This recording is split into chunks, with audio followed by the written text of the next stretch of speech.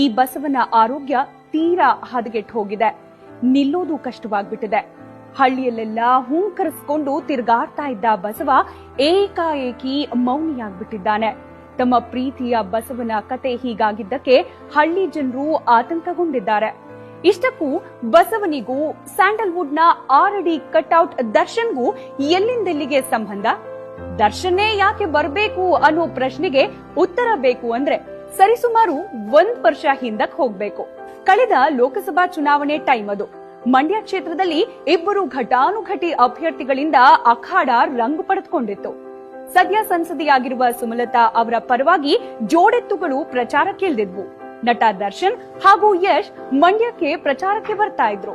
ಹೀಗೆ ಕೆಆರ್ ನಗರ ತಾಲೂಕು ಸಾಲಿಗ್ರಾಮ ಹೋಬಳಿಯ ಕಾಳಮ್ಮನಕೊಪ್ಪಲು ಗ್ರಾಮಕ್ಕೆ ದರ್ಶನ್ ಬಂದಾಗ ನಡೆದ ಒಂದು ಘಟನೆ ಇಡೀ ರಾಜ್ಯವನ್ನ ಸೆಳೆದಿತ್ತು.